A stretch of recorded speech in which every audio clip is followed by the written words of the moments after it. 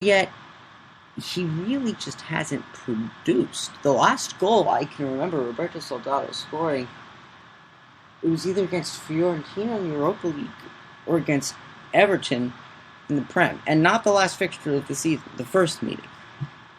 Yeah, he did score the game. His only non-penalty goal this year was against Everton.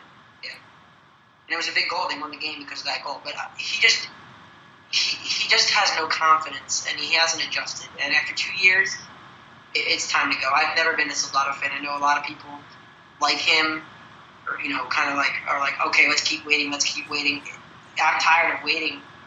I'll give you a year to adjust. The second year, you better play like the money we pay for you, and he hasn't. So I'm ready for him to leave. And I think if they send out Adebayor and Soldado and then they bring in Berahino, I think that'd be a good move. They'd make a profit off of that, and they'd get a fresh new striker in for an attempt. So I think that's what they're trying to do. We'll see if they can get it done. As far as I'm concerned, there are really only 3 strikers on Spurs right now. I guess 4 if you include Shaq Kultros, but I don't know. Even if we do unload Adebayor, I think we should keep Soldado around. Only because how much worse could it get? I mean, unless he gets injured, his transfer value can't really get much lower. It's only up from here, in my mind. So I'm okay with holding on to Soldado for another year, or just at least until the winter transfer window, have him score more goals, see if he can actually play well, and then sell him and actually make a little bit of money off of him, as opposed to right now. Because at this point, I don't think many clubs, including Sevilla, would be willing to buy him for the price that Tottenham originally bought Soldado for.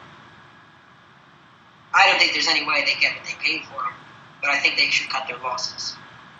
And that's always been my philosophy. Get the dead wood out of town and bring in some fresh new faces and then go from there. Well, we will see if any of these 6 rumors come to fruition.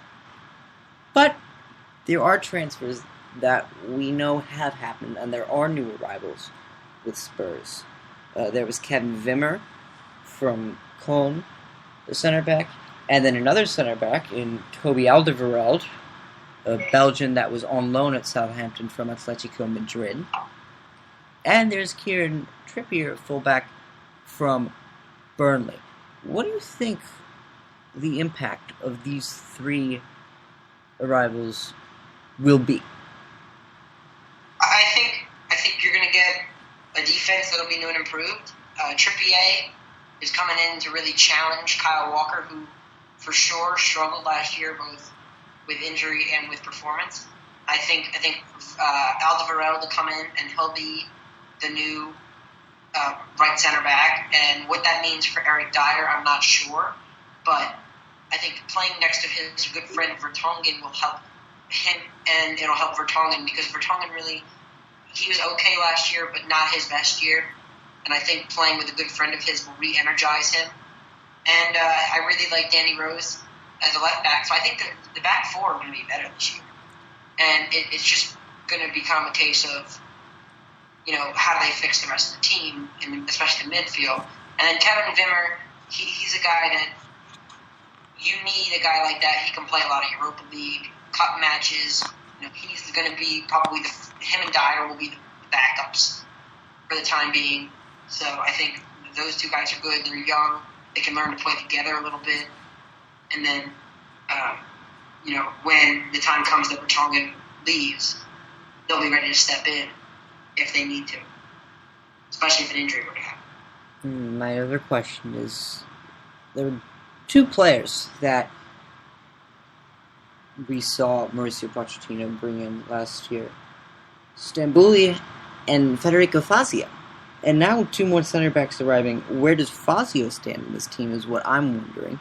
He did see a lot of starting 11 first team action last year, and he worked well enough with Vertonghen, but there was still a lot more to be desired, and I think there's no question that those 2 starting center backs should be Vertonghen and Alderweireld. They're both Belgians, they both know each other, and they both worked very well together. So, on one hand, you want to see Fazio develop more, but on the other hand, there's just not really room for him on that starting 11 anymore, is there? Yeah, he's going to be the fifth guy. He really doesn't have a place. Assuming that they get rid of Kirikash, he doesn't really have a place in the team, so to speak. He's kind of going to end up as a reserve guy. If they get a couple of injuries, he's going to have to step in. But I don't think he's anywhere. He's older. He's not as good. He doesn't have the potential. He's not quick. He's not fast. Him and Vertonghen made too many mistakes. Every game they would give up 2 goals because they would just lose their markers. Just not good enough, not consistent enough, and that's why he finds himself out of the team. And meanwhile, at right back, it was kind of a disaster last year. We failed to rely on Kyle Walker's hamstrings. Again, DeAndre Yedlin, we brought in, and as Americans, we were pretty excited about, saw the pitch, I think, once, as a sub in the Prem. And Eric Dyer, who's a center back and really isn't pacey enough to be a right back, filled that position for a long time. So I do think Trippier is a much-needed addition, and I think his impact will be felt as well, whereas Wimmer won't be as much. And then there is a fourth guy. Last year from MK Dons, Spurs purchased LIE. Very exciting prospect. He was loaned back to MK Dons for 6 months, but this year he will be able to put on a Spurs shirt for the first time. And there's been a lot of buzz about this guy. There's been a lot of excitement about him. Do you think he could be the missing piece to this midfield puzzle that could eventually be solved for time? I really like him. Another Ali, he was the player of the year in League One last year, which says a lot considering how young he is. He is a center midfielder. And I don't think he's quite ready for first-team action in the Premier League, but I think we're going to start seeing his name pop up on the sub sheet. I think we're going to see him play some Europa League. I think they're going to work his way in and give him a shot in some of the smaller matches. And if he does well, then he could find himself in the Premier League. But I really like the intrigue of watching him, and I'm excited because I've heard a lot of good things about him from MK Dons. Yeah, there is a lot of excitement surrounding him, and we know that Pochettino really does want to work in his younger guys into this lineup, and we saw him do it consistently, almost stubbornly, with Bentaleb and Mason, who became just regular fixtures of this club. It'll be interesting to see how it works out. But we still have 6 center backs. We've resolved that. At least you and I have. Whether Pochettino has is yet to be seen. But Eric Dyer is a flexible guy, according to Carlwood Free captain, the SB Nation Tottenham Hotspur blog. They've used some logic to deduce that Eric Dyer played as a center defensive mid for a half in the match against Brentford that was played behind closed doors, which Spurs won 2-1.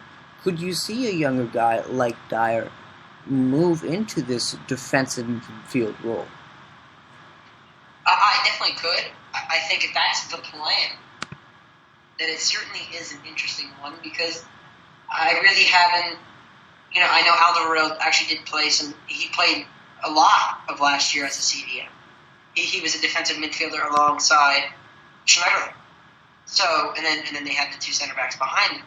So it definitely is interesting. I think, Dyer has shown that he's adaptable. He played a lot of right back, and to me, he wasn't terrible. Especially, getting forward. His crosses were excellent. He had a bunch of beautiful crosses, especially the one to Harry Kane, the final goal of the season. So, if he is successful at central defensive midfielder, that's fantastic. Because right now, I'm looking at the starting 11. There's a hole right there next to Bentaleb. So they have to find somebody. And if Eric Dyer's the guy, then I'm fine with that. I like Eric Dyer. He is still young. He still can be shifted around if you can make a center back play right back, how hard could defensive mid be? It is, now that I think about it, kind of poetic in a way that he bookended the season with his highlights. In the very first match of the Premier League campaign, he was the one that headed home the winner in stoppage time in the 1-0 victory over West Ham. And then at the last match of the season, of course, he whipped in that great cross to Harry Kane against Everton. But whether or not he'll be able to weasel his way into this lineup and see as much time on the pitch as he did last year remains to be seen. I personally would love to see him move to defensive mid. Etienne Capoue is gone. Watford are interested in him. I'm not sure if that's been completed. Stambouli gone. It kind of just leaves Bentaleb, and that's it. So for that center defensive mid role, there still is a gap to be filled, as you say, Anthony, and I think Dyer would be a good fit for that role. There's a lot to be worked out, obviously, but that's why you have preseason fixtures. We just talked about the one against Brentford. We have another one coming up, though, and it's actually happening in America. Tottenham face the MLS All-Stars in Denver. This could be a trap game for some clubs. Of course, last year when Bayern Munich fielded their team, it certainly wasn't their best 11. But still, the MLS All-Stars were able to knock off Bayern Munich, and Pep Guardiola was upset enough that he refused to shake hands with the All-Star manager. Do you see a benefit in going across the pond to play in America again? No. I'm going to be brutally honest with you. I think when you're playing Europa League, when you're playing already the Audi Cup, when you're playing the Premier League, which is already a demanding schedule, where do you feel the need to go across the pond, not only for a tour, it's just one game? It's not worth putting your players through all that, and I just don't understand the point of doing that. And Pochettino said, we're not going to play games in the U.S., and then he going out and they scheduled the game in the U.S. And when you're playing the Audi Cup next week after the All-Star game, and in Bayern, at Bayern Stadium in Munich, you have that. You already have 2 games there. You have a game in the MLS All-Star game, and then you have a huge fixture on the road at Old Trafford the opening day. So, it's just, they're going to be in Colorado, then they have to fly back to London, they have to fly to Munich, and they have to fly back to London, and they have to go up to Manchester for their first game. It's just a lot of travel in 2 weeks. I'm not a fan. The only reason I'm not completely opposed to this is that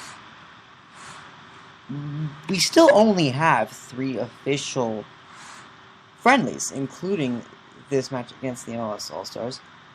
And, I don't think it would really hurt for this team to raise some brand awareness and recognition in America. If you ask most Americans, they're probably not going to know who Tottenham Hotspur are. And, yes, granted, if you're not watching the MLS, you're probably not even going to hear about this. But just getting out there into this American realm, just bringing in a guy like Yedlin, it makes me kind of hopeful. I'm not a big fan of the traveling. We know that Tottenham play very poorly after travel. We saw that last year after Europa League matches. But it does beat some other alternatives, if you will. You don't have to send your best squad out there. I don't know. I don't think it could hurt too much. On the other hand, by the way, that match against the MLS All-Stars, that's July 30th. August 4th, Tottenham Hotspur are competing in the Audi Cup. Just 4 teams in this tournament. It's Real Madrid, Tottenham Hotspur, Bayern Munich, and AC Milan. All at Allianz Arena. A couple of friendlies. That's a heck of a lineup there. We'll see who actually goes. And I doubt that you'll see Harry. Maybe you'll see Harry Kane, but I doubt it, considering they have I mean, those games are in the midweek, and then they have a Sunday game, or is it? It's either a Saturday